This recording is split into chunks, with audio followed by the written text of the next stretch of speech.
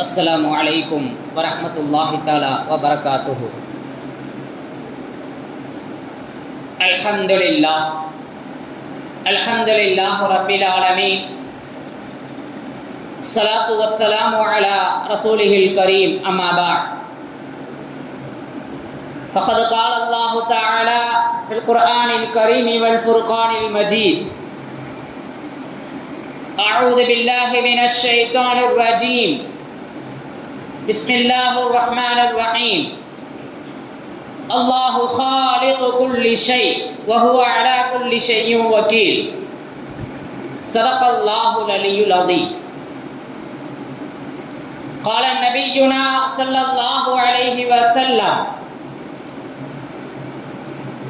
اتق الله حيثما كنت، أو كما قال عليه الصلاة والسلام. سبحانك لا علم لنا إلا ما علمتنا إنك أنت العليم الحكيم. رب اشرح لي صدري ويسر لي أمري واحلل عقدة من لساني يفقهوا قولي. اللهم صل على سيدنا نبينا مولانا محمد طب القلوب ودوائها وعافية الأبدان وشفائها ونور الأبصار وضيائها وعلى آله وصحبه وسلم. அம்மாபாத். அருளாளன் அன்பாளன் அல்லாஹுவின் திருப்பெயரால் இந்த ஜும்ஆவுடைய உரையை ஆரம்பம் செய்கிறேன். அன்பும் அருளும் ஆசியும் ஆதரவும் ஆருயிர் நாயகம் அன்னலம் பெருமானார் ஸல்லல்லாஹு அலைஹி வஸல்லம் அவர்களின் மீதும், அன்னாரின் வழி வாழ்ந்த, வாழுகின்ற, வாழப்போகின்ற, குறிப்பாக இந்த ஜும்ஆவுடைய தினத்தை அலங்கரிக்கின்ற அத்துணை நல்லுள்ளங்களின் மீதும் உண்டாவதாக. பேரன்பிற்குரிய பேரருளாளனின் பேரருள் பேரின்பம் நம் அனைவரின் மீது என்றென்றும் நின்று நிலவட்டுமாகுக.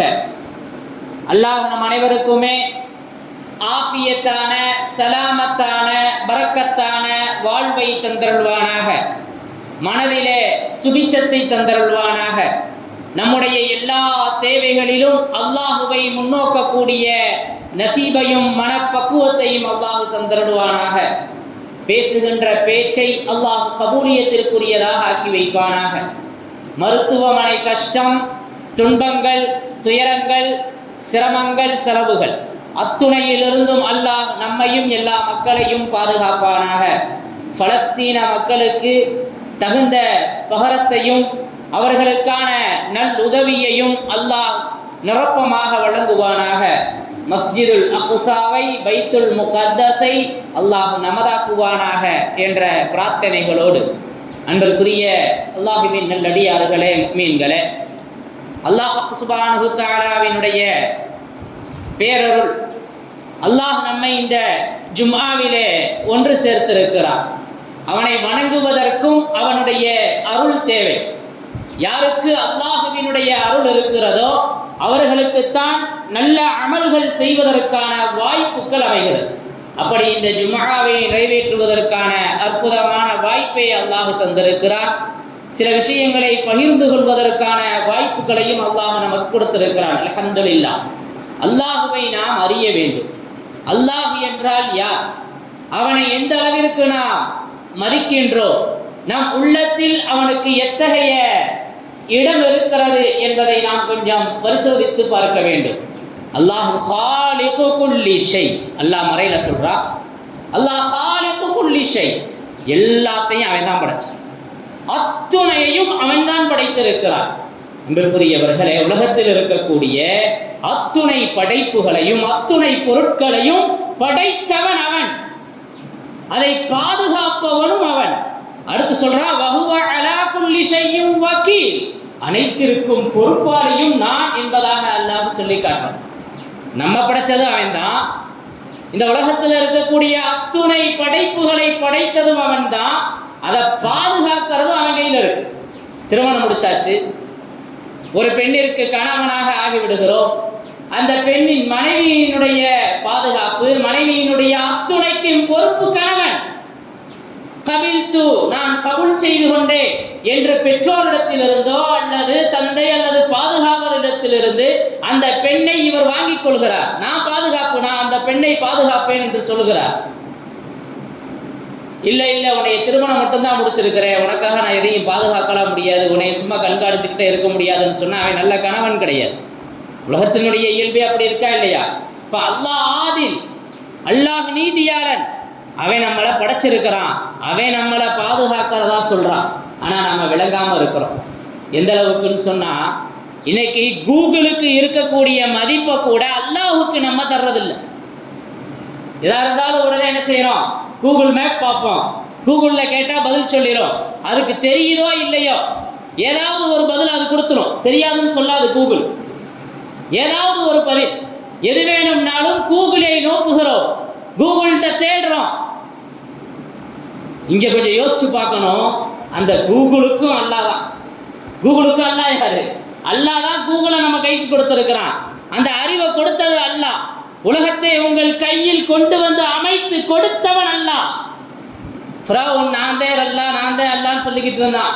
ஆனால் ரப்புக்குமுல் ஆலா, உங்களுடைய உயர்ந்த அல்லாஹ் இறைவன் ரப்பு நான் தான் சொன்னான். ஆனால் இரவுல உட்காந்து அல்லாட்ட மன்னிப்பு கேட்டுட்டு இருக்கோம். அது மாதிரி இன்னைக்கு கூகுள் தான் அல்லான்னு நாம நம்புறோம். அல்லாஹ் பாதுகாக்கணும். ஏன்னா அதற்கு இருக்கக்கூடிய மரியாதை, அதற்கு இருக்கக்கூடிய முக்கியத்துவம் அல்லாஹுக்கு இல்லை. அல்லாஹுவை நிந்திக்கிறோம், அல்லாஹுவை கண்டுகொள்ளாமல் இருக்கிறோம், அல்லாஹுவை பொருட்படுத்தாமல் இருக்கிறோம். ஆனா அனைத்தையும் தருபவன் அல்லாஹ். இன்னல்லாஹ யர்ஸுகு மன் யஷா பிகைரி ஹிசாப். நீங்க அறியா புறத்திலிருந்து அவன் உங்களுக்கு ரிஸ்கை வழங்கிக்கிட்டே இருக்கிறான். நாம ரிஸ்கை தேடுறோம், நாம கடையை திறந்து வைக்கிறோம், நாம சம்பாதிக்கிறோம், நமக்கு படித்தோம், நமக்கு அறிவு இருக்குது, நமக்கு அதிகாரம் இருக்குது, அதனால நான் பொருளா சேகரிக்கிறேன், ஏன் ரிஸ்க் என்கிட்ட வருதுன்னு சொன்னா நாம முட்டாள். அறிவை கொடுத்தவன் அல்லாஹ், கடையை திறப்பதற்கான சக்தியை கொடுத்தவன் அல்லாஹ், அத்துணையும் அல்லாஹ். ஆக்குபவனும் அவனே, அழிப்பவனும் அவனே. இன்னைக்கு இந்த இடத்துல என்னைய கொண்டு வந்து பேச வச்சிருக்கிறவனும் அவனே, இங்கே உங்களை உட்கார வச்சிருப்பதும் அவனே.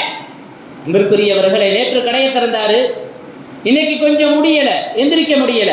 இவருனால முடியுதுன்னு சொன்னா இவர் இன்னைக்கும் போய் கடையை திறந்திருக்கணுமே. திடீர்னு மௌத்து வந்துடுது, மௌத்தா போயிடுறாரு. நேற்று இருந்தவர் இன்று இல்லை, இவரால் எல்லாம் ஆகுது என்றால் மௌத்தா போனவர் எந்திரிச்சு அவர் வேலையை பார்க்கணும், முடியலையே. இப்போ அதுக்கு மேலே ஏதோ ஒன்று இருக்குது, அதுதான் அல்லாஹ். ஆக கூகுளை மதிக்கும் அளவுக்கு, கூகுளை நம்பும் அளவுக்கு கூட அல்லாஹுவை நாம் நம்புவதில்லை. அல்லாஹுவின் பக்கம் நம் தேவையை முன்னோக்கிறதில்லை. உலகத்தில் பல காரணங்களை சொல்லிக் கொள்கிறோம். ஒரு பெரிய ஒரு சூஃபி, ஒரு நாணி இருந்தார், வஃபாத்தாயிட்டாரு. அல்லாஹ் அவரை கூப்பிட்டான். அல்லாஹ் அவரை கூப்பிட்டு, என்னப்பா கொண்டு வந்திருக்கிற? இப்போ அல்லாட்ட அவர் சொன்னார், நான் ஒரு ஹாலிஸ் பரிசுத்தமான ஏகத்துவம், ஏகத்துவத்தை நான் கொண்டு வந்திருக்கிறேன். பரிசுத்தமான ஏகத்துவம், அல்லாஹ் ஒருத்தன் தான் அப்படிங்கிற நம்பிக்கையில ஆழமா நான் இருந்திருக்கிறேன் அப்படின்னு அவர் சொன்னார். அப்படியாப்பா? ஒரு நாள் உனக்கு கொஞ்சம் முடியாம போயிடுச்சு, எல்லாம் சரிதான், என்னை நம்பனேன்னு சொன்னா அல்லாஹ் அல்லான்னு சொல்லிக்கிட்டே இருந்தேன்னு சொல்ற. ஒரு நாள் இரவு கொஞ்சம் உனக்கு லூஸ் மோஷன் ஆயிடுச்சு. லூஸ் மோஷன் ஆன உடனே உன்னுடைய படுக்கைக்கும் பாத்ரூமுக்கும் படுக்கைக்கும் கழிவறைக்கும் போய்கிட்டே கிடந்த. காலையில் சொன்னேன், நைட்டெல்லாம் லூஸ் மோஷனுங்க, கொஞ்சம் வயிறு சரியில்லை, நைட்டு கொஞ்சம் பால் அதிகமாக குடிச்சிட்டேன் போல, அதனால எனக்கு லூஸ் மோஷன் போயிடுச்சு அப்படின்னு சொன்ன. நீ சொன்னையா? ஆமாயா அல்லாஹ் சொன்னேன். இப்போ உனக்கு லூஸ் மோஷன் போக வச்சது நானுங்கிறத விட்டுட்டு பால் அதிகமாக குடிச்சதுனால தான் லூஸ் மோஷன் போயிடுச்சுன்னு சொல்லிட்டு, இங்கே எங்கப்பா இருக்கு பரிசுத்த தியாகத்துவம், அல்லாஹ்வின் மீது உண்டான நம்பிக்கை இங்கே எங்கே இருக்கு அப்படின்னு அல்லாஹ் கேட்பானா? நாமளும் யோசிச்சு பார்க்குறோம். நிறைய விஷயங்கள் எல்லாத்துலேயும் யாரையாவது அங்கே ஒரு காரணமாக்கிடுறோம், உண்மையா இல்லையா? யாரையாவது எதையாவது ஒன்றை நாம் அங்கு காரணமாக்கி விடுகிறோம். இதனால தான் இது நடக்காமல் போயிருச்சு, இதனால தான் இது செய்ய முடியாமல் போயிருச்சு. அல்லாஹ் நாடனது அப்படித்தான். இதுதான் உனக்கு கிடைக்கணும்னு இருந்திருக்கு, கிடைச்சிருக்கு, அல்ஹம்துலில்லாஹ்னு போய்கிட்டே இருக்கணும். இதுதான் அல்லாஹ்வின் மீது உண்டான நம்பிக்கை. இல்லை இல்லை, அவர் எனக்கு குழி பறிச்சாரு, அவர் எனக்கு தீங்கு செஞ்சுட்டாரு, அதனால இது நடந்துச்சுன்னு நினைக்கிறான்னு சொன்னா அல்லாஹுவை இவன் நிந்திக்கிறான், அல்லாஹுவை இவன் நம்பல. அல்லாஹ் படைச்சிருக்கிறான், அல்லாஹ் நம்மை படைத்து வஹுவ அலா குல்லி ஷைஇன் வகீல், உங்களை நான் பாதுகாப்பு பொறுப்பு வக்கீல் நானுன்னு அல்லாஹ் சொல்லல. எப்படி அல்லாஹ் நம்மளை கைவிட்டுருவான் யோசிச்சு பாருங்க. எப்படி சிக்கலில் நம்மளை சிக்க வைப்பான் யோசிச்சு பாருங்க. நாம தான் நம்ம என்ன செய்கிறோம், அந்த நஃப்ஸை வச்சுக்கிட்டு ஏதாவது ஒரு சிக்கலிலே மாட்டிக்கொள்கிறோம். அல்லாஹுவை நாம் முன்னிறுத்துறதில்லை. நமக்கு ஏதாவது நோய் ஏற்பட்டுருச்சு, நமக்கு நோய் வந்த உடனே பலா போன நோய், இந்த சுகரு எனக்கும் வந்துருச்சுங்க, தாங்க முடியலைங்க, ஒன்றுமே செய்ய முடியலைங்க, நடுக்கமாக வந்துடுது, காலெல்லாம் குறையுது, குத்துது, இப்படின்னு என்ன செய்கிறோம், ஏதாவது சொல்லிக்கிட்டு அலையிறோம். நோயை கொடுக்கறது யாரு? அல்லாஹ் தான் நோயை கொடுக்குறான். ஏன்னா அல்லாஹ் நோயை கொடுக்குறான். ஐயா ராபியத்துல் பஸரியா அம்மா சொல்லுவாங்க, என்னை அல்லாஹ் நரகத்தில் போட்டான்னா அதுவும் சரிதான். நாமெல்லாம் நரகத்தை வேணான்னு கேட்டுக்கிட்டு இருக்கிறோம். யா அல்லாஹ் எனக்கு நரகத்தை தந்தராதுன்னு அல்லாஹ் நம்மளையும் பாதுகாக்கணும், நம்மளையும் சொர்க்கவாசி ஆக்கணும். ஆனால் ராபியத்துல் பஸரியா அம்மா சொல்லுவாங்களாம், யா அல்லாஹ் வந்து எனக்கு நரகத்தில் போட்டான்னா அதுவும் சரிதான். ஏன்னா அவன் ஆதில், நீதியாளன். அவன் நரகத்தில் போட்டான்னா அது சரிதான். அல்லாஹ் நீதி தவறிட்டான்லாம் சொல்லக்கூடாது. இப்போ அல்லாஹ் எனக்கு கஷ்டத்தை கொடுத்துட்டான், நோயை கொடுத்துட்டான்னு சொன்னால் அல்லாஹ் நமக்கு கஷ்டத்தை கொடுத்து அதில் அவன் சந்தோஷத்தை பார்க்கிறான், அதில் அவனை ஆனந்தப்படுகிறான். அடியானுடைய கஷ்டத்தில் என்ன செய்யறான்? அடியானுடைய கஷ்டத்தில் அவன் என்ன செய்யறான்? கௌஃபின் வஜூஇன் வனக்ஸின் மினல் அம்வாலி வல் அன்ஃபுஸி வஸ்ஸமராத் வபஷ்ஷிரிஸ் ஸாபிரீன் வலநபுலுவன்னக்கும். உங்களை அல்லாஹ் சோதிப்பான். பசியை கொண்டு, பயத்தை கொண்டு, கௌஃபை கொண்டு, ஜூஐ கொண்டு, பொருட்கள் சேதமாகுவதை கொண்டு, வியாபாரம் நஷ்டமடைவதை கொண்டு, உயிர் சேதம் ஏற்படுவதை கொண்டு எல்லாத்துலேயும் அல்லாஹ் சோதிப்பான். இப்போ அந்த சோதனையிலாம் நாம் என்ன செய்யணும்? கொஞ்சம் மிஸ் ஆயிடுச்சுங்க, நான் என் திட்டத்தை கொஞ்சம் இப்படி செலுத்தி இருந்தேன்னா பெரிய வெற்றியாக இருக்குங்க. அப்படி அல்ல, தோல்வி ஆகணும் என்பது அல்லாஹுவின் நியதி. அப்போ வபஷ்ஷிரி ஸாபிரீன், அங்கே பொறுமையாக இருக்கணும். அங்கே பொறுமையாக இருந்தால் அல்லாஹ் அதை விட பன்மடங்கு வெற்றியை கொடுத்துருவான். நமக்கு தான் அந்த பொறுமை இல்லை, நாம் அதை பொருந்திக்கக்கூடிய ஆற்றல் இல்லை. 2 புரோக்கரு வியாபாரம் பேசுனாங்க. இன்றைக்கி எல்லாமே புரோக்கர் தொழிலாகிடுச்சு. அல்லாஹ் பாதுகாக்கணும். ஒரு வழிக்கு நம்முடைய தேவைகள் டக்குன்னு நிறைவேறிடுது. ஒரு வீடு வேணும், ஒரு வாடகைக்கு ஒன்று அவர்கிட்ட கேட்டால் அந்த அங்கே இருக்குங்க, அந்த அவர் வீடு இருக்குங்க அப்படின்னு அதை பிடிச்சி கொடுத்துட்றாங்க. ஆனால் உதவியாக இருந்ததெல்லாம் இன்னைக்கு வியாபாரமாகி விட்டது. இப்போ உதவி செய்யறது எப்படிங்கிறத யோசிக்க வேண்டியதாக இருக்கு. உதவியாளர்களுக்கு அல்லாஹ் உதவி செய்கிறான். இப்போ இப்படிப்பட்ட நன்மைகள் எல்லாம் எப்படி? நபி ஸல்லல்லாஹு அலைஹி வஸல்லத்துக்கு அல் அமீன் பாதுகாவலர், அஸ்ஸாதிக் உண்மையாளர்னு பேர். நபி ஸல்லல்லாஹு அலைஹி வஸல்லத்துக்கு எல்லாரும் எல்லா பொருட்களையும் கொடுத்து பாதுகாப்பாக வச்சிருக்க சொல்லுவாங்க. மக்காவிலிருந்து மதீனாவுக்கு ஹிஜ்ரத் செஞ்சு போகையில கூட அந்த பொருட்களை ஒப்படைப்பதற்கு அலி ரலியல்லாஹு தஆலா அன்ஹு அவர்களிடத்திலே பொறுப்பை ஒப்படைச்சிட்டு வந்தாங்களா இல்லையா? இப்போ அந்த அளவிற்கு ஒரு நம்பிக்கையாளராக இருந்தாங்க. இன்னைக்கு யார்கிட்டையாவது ஏதாவது ஒரு பணத்தை கொடுத்து இதை வச்சிருங்க வாங்கிக்கிறேன்னு சொல்கிற மாதிரி இருக்குதா? 100ல் 1 1000ல் 1 வேணா இருக்கலாம். அந்த ஒரு நம்பகத்தன்மையே இல்லாமல் போயிடுச்சு. அன்பிற்குரியவர்களே, அனைத்திற்கும் தரகர்கள். அன்பிற்கு லா இலாஹ இல்லல்லாஹ் ஸல்லல்லாஹு அலைஹி வஸல்லம் இதை சொல்ல வந்தேன், மறந்துடுச்சு. ஹைர், அல்ஹம்துலில்லாஹ். ஆக அனைத்திலும் தரகுகள் வந்துருச்சு. உதவிங்கிறது இல்லாமல் போயிடுச்சு. இப்போ அல்லாஹுடைய அந்த அல்லாஹ்வின் பக்கத்தில் நாம் கொஞ்சம் நெருங்கி வந்தால் அவன் அதிகமாக நெருங்கி வந்துடுவான். நம்ம நடந்து அவன் ஓடி வருவான். இப்போ அல்லாஹ் ஏதாவது ஒரு நோயை கொடுத்துட்றான். அல்லாஹ் எனக்கு இப்படி கொடுத்துட்டானே, எனக்கு மட்டும்தான் இந்த நோய் வரணுமா? நான் யாருக்கு என்ன செஞ்சேன்? நான் யாருக்கு எந்த கெடுதலும் செய்யலை, நான் அவருக்கு இப்படி உதவியெல்லாம் செஞ்சேனே, எனக்கு போய் இந்த நோய் வந்துருச்சே, இப்படி சொல்கிறதும் தப்பு. அல்லாஹ் நோயை கொடுத்துருக்கான்னு சொன்னால் அதுவும் கிஃப்ட்டு, அது அல்லாஹ்வுடைய அருள், அதை பொருந்தி கொள்ள வேண்டும். அய்யூப் அலைஹிஸ்ஸலாத்துக்கு அல்லாஹ் நோயை கொடுத்தான். நோயை கொடுத்தானுங்கிறத விட ஒன்றுமில்லாம ஆக்கிட்டான். அவருடைய பொருட்கள் எல்லாம் சேதமாகி போச்சு, எல்லாம் தீயில கருகி எரிஞ்சு போச்சு, குழந்தைகள் எல்லாம் இறந்து விட்டது, மனைவி விட்டுட்டு போயிடுறாங்க. அல்லாஹ் பாதுகாக்கணும். ஆக இப்படி எல்லாமே இல்லை. உடம்புல நோய் எந்த அளவுக்குன்னு சொன்னால் அனைத்திலும் புழு வைத்து கொண்டு இருக்கிறதுன்னா பார்த்துக்குங்க. இப்போ எந்த அளவுக்கு ஊர் மக்கள் எல்லாம் அவரை தூக்கி கொண்டு போய் நடு காட்டில் போட்டாங்க. இவ்வளவு பொருளை இழந்து, சொத்து சுகம் எல்லாத்தையும் இழந்து, மனைவி மக்களை இழந்து, உடம்பையும் இழந்துட்டாங்க. நமக்காவது ஒரு நோய் வந்து அது படாத பாடுதான் படுத்திக்கிட்டு இருக்குது. நம்ம உடல் உறுப்புகள்லாம் அப்படியே தான் இருக்குது. அல்லாஹு அக்பர், அல்லாஹு. இப்போ அவ்வளவு கடுமையான நோய். இதற்கு பின்பு சொன்னாங்க, அன்னி மஸ்ஸனியல் துர்ரு வ அன்த அர்ஹமுர் ராஹிமீன். இறைவா, என்னைய ஒரு தீங்கு ஏற்பட்டுருச்சு, எனக்கு நீ கிருபையாளனா இருக்கிற, அர்ஹமுர் ராஹிமீனா இருக்கிற, நீ பார்த்து எனக்கு இதை சரி செய்யலாம் சொல்லுங்க. என்னைய ஒரு தீங்கு தொற்று இருக்குது, கிருபை ஓங்கையில் இருக்குதுன்னு சொன்னாங்க. அதுக்கப்புறம் அல்லாஹ் எல்லாத்தையும் கொடுத்துட்டான். அதற்கப்புறம் அல்லாஹ் எல்லா அனைத்தையும் கொடுத்தான். நாமும் அப்படி அல்லாஹ்விடத்திலே முறையிடுவோமேயானால், அல்லாஹ்வை முன்னோக்குவோமேயானால், அனைத்தையும் தருபவன் அல்லாஹ், ஆரோக்கியத்தை தருபவனும் அல்லாஹ், நிவாரணத்தை தருபவனும் அல்லாஹ். இன்னைக்கு நோய் வந்த உடனே நம்முடைய தேடல் எங்க இருக்கு?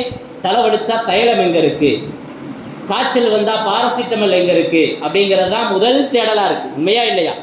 மருந்து மாத்திரைகளை உபயோகிக்க வேண்டும் தான். யா அல்லாஹ் எனக்கு நோய் வந்துருச்சு, எனக்கு ஷிஃபா வாக்கி கொடு அப்படின்னு கேட்கக்கூடிய அந்த சிந்தனை இருக்கிறதா? எங்கேயாவது போகிறோம், கிளம்புற நேரத்தில் வழி தெரியலை, எப்படி போகிறது? கூகுளை உடனே செல்ஃபோன் எடுத்தால் தான் கூகுள் இருக்குல்ல, மேப் இருக்கு, ஏன் கவலை? யோசனை வருதுல்ல. இப்போ நம்முடைய வாழ்க்கையில் எல்லா நேரத்திலையும் அல்லாஹ் அல்லாஹ் அல்லான்னு யோசனை வருதா? யோசனை வந்தவர்கள் வாழ்க்கையில் ஜெயித்தவர்கள், வாழ்க்கையிலே வெற்றி அடைந்தவர்கள். நம்ம வாழ்க்கையில நம்முடைய கஷ்டத்துல, நம்முடைய துன்பத்துல, அல்லது நம்ம இஷ்டத்துல, இன்பத்துல அல்லாஹுவை முன்னோக்குகிறோமா? அல்லாஹுவின் மகிழ்ச்சியை நாம் அங்கு எதிர்பார்க்கிறோமா? யோசிச்சு பாருங்க. ஒரு திருமண விழா, திருமண ஏற்பாடு செய்கிறோம்.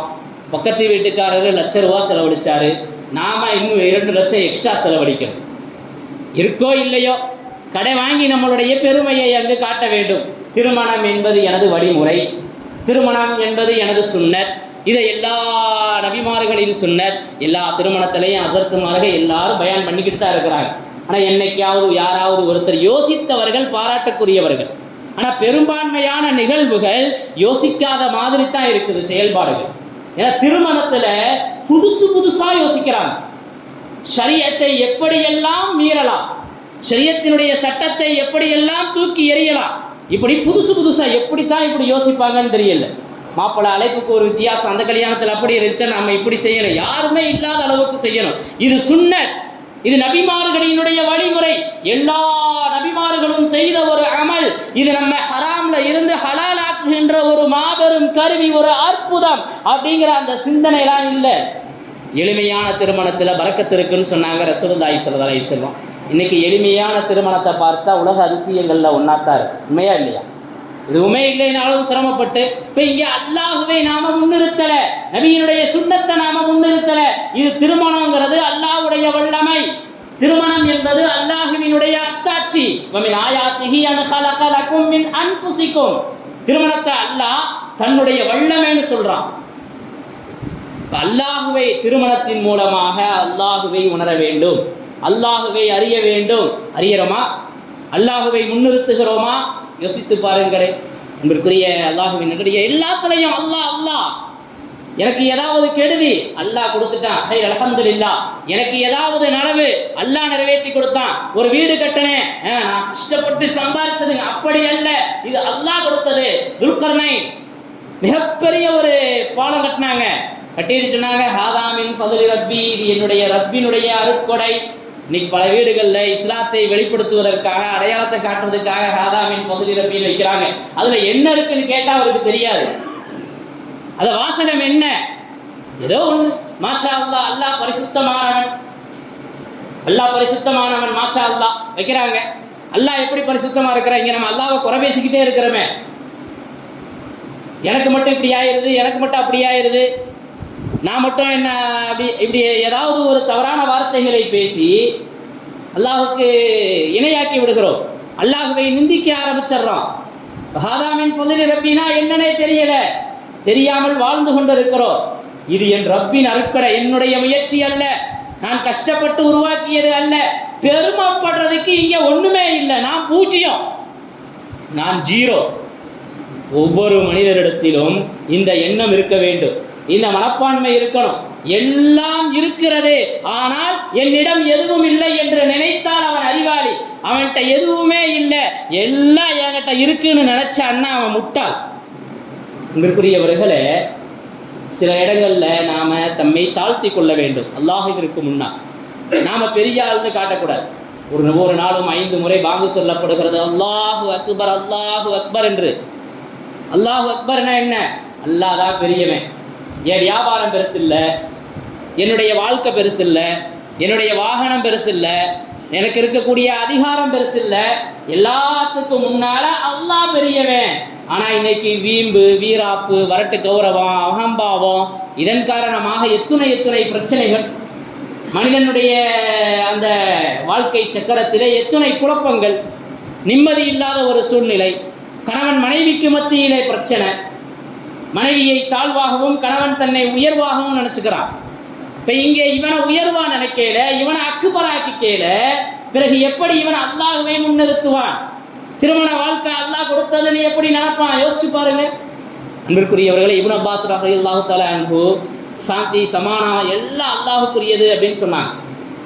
அப்போ நபி ஸல்லல்லாஹு அலைஹி வஸல்லம் கூப்பிட்டு சொன்னாங்களாம், அல்லாஹுக்கு சலாம் தேவையில்லை, அல்லாஹ் சலாம் அவன்கிட்ட இருந்து சலாமை நமக்கு கொடுத்துக்கிட்டு இருக்கிறான், எனவே அல்லாஹுக்கு சலாம் சொல்லணுங்கிறதுல அவசியம் இல்லை அப்படின்னு சொன்னாங்களாம். இப்போ அல்லாஹ் குறையற்றவன், அல்லாஹ் சாந்தியானவன், நாம தான் அவன்கிட்ட இருந்து சாந்தியை எதிர்பார்த்துக்கிட்டு இருக்கிறோம், நாம தான் அவன்கிட்ட இருந்து சலாமத்தை எதிர்பார்த்துக்கிட்டு இருக்கிறோம். இப்போ அல்லாஹ் குறையில்லாதவனாக இருக்கும்போது நாம் அவனை குறைவுபடுத்தினால், நாம் அவனை நிந்தித்தா, அவனுக்கு முன்னாடி நான் தான் பெரியவேன்னு காட்டிட்டா இங்கே அல்லாஹ் காணாமல் போயிடுறானே. நமது வீட்டு நிகழ்வுகளில், திருமணத்தில், வீடு திறப்புகளில் இப்படி எத்துணை நிகழ்வுகள் நடைபெறுகிறதோ அத்துணையிலும் நமது கௌரவத்தை வெளிப்படுத்துகிறோமே ஒழிய அல்லாஹுவை அங்கு நாம் முன்னிறுத்துவதில்லை. அல்லாஹ் பாதுகாக்கணும், அல்லாஹ் பாதுகாக்கணும். அன்பிற்குரிய அல்லாஹுவின் நல்லடியார்களே, நமக்கு ஏதாவது கஷ்டம், துன்பம் வருது, துயரம் வருது, ரொம்ப சிரமப்படுறோம், நாம் விரும்பியது நமக்கு கிடைக்க மாட்டுது. இப்போ இப்படிப்பட்ட நேரத்தில் நாம் அதிகமாக என்ன செய்யணும்? அல்லாஹுவை புகழணும். நமக்கு விரும்பியது ஒன்று கிடச்சிருச்சு, நமக்கு விரும்பினது ஒன்று கிடச்சிருச்சு, வீடு கட்டியாச்சு, நினச்ச படித்து முடித்தோம், வேலை கிடச்சிருச்சு, வேலை கிடைச்ச உடனே திருமணம் ஆச்சு, இப்படி அனைத்தும் நடைபெற்று கொண்டே இருக்கிறது. இப்படி பெரிய விஷயங்களாகவும் இருக்கலாம், அல்லது சின்ன சந்தோஷங்கள். போய் டீ குடித்தா நல்லா இருக்கும்னு நினச்சோம், நம்மளை தேடி டீ வந்துச்சு, டீயை குடிச்சிட்டோம், என்ன செய்யறது? நமக்கு ஒரு நேமத்து கிடைச்சிச்சு, நேமத்து கிடைத்ததற்கு பின்பு, அனுபவித்ததற்கு பின்பு இதே மாதிரி நேமத்து வேணும்னு நினைப்போம். மனசில் சந்தோஷம் வந்தால் அந்த சந்தோஷம் எல்லா நேரமும் இருக்கணும்னு நினைக்கணும். இப்போ அதற்கு என்ன செய்வது? அல்லாஹ்வை முன்னிறுத்தணும். அல்ஹம்துலில்லாஹ், அல்லாஹுக்கே எல்லா புகழும், அல்லாஹுக்கே எல்லா புகழும். நினைச்சேன், ஆனால் அல்லாஹ் கொண்டு கொடுத்துட்டான். அங்கேருந்து இங்கே வரணும்னு நினைச்சோம், அல்லாஹ் இங்கே வர வச்சுட்டான்.